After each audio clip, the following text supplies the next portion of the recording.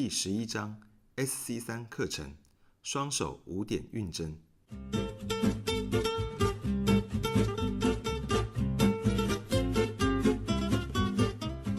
学员了解5针的概念后，我们就可以开始进入课程表了，开始练习 SC3 课程。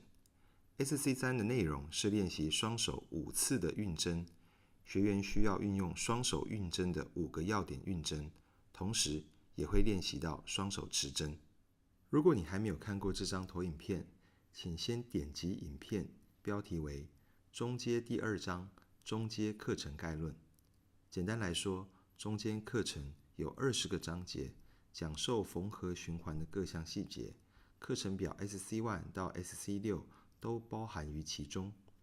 我建议刚开始练习的学员每天花30分钟练习1至2个章节，等到内容熟练了，则建议每天可以把课程表从 SC1 到 SC6 都练一遍。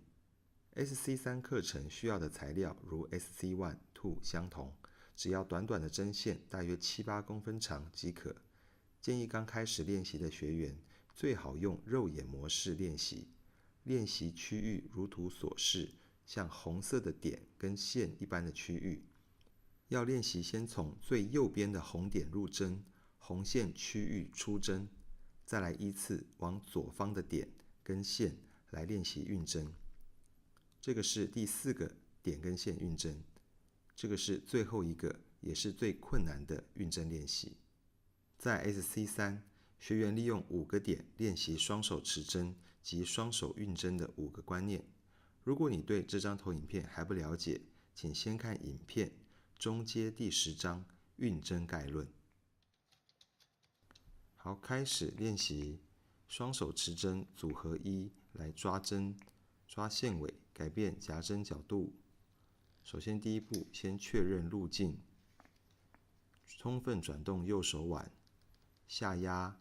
勾取深部组织。这时候可见针尖，左手就去抓针尖，右手放手，左手充分转动左手腕出针，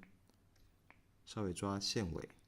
以组合2的方式改变夹针角度，确认路径，充分转动手腕入针。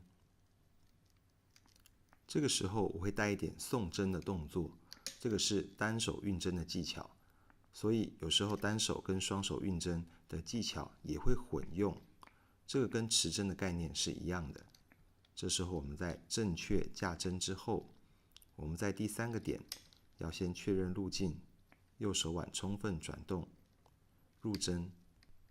转动手腕时同时下压，勾取深部组织，这个时候也带一点送针的概念。当针尖看到时，左手去抓针尖，右手放手，转动手腕出针。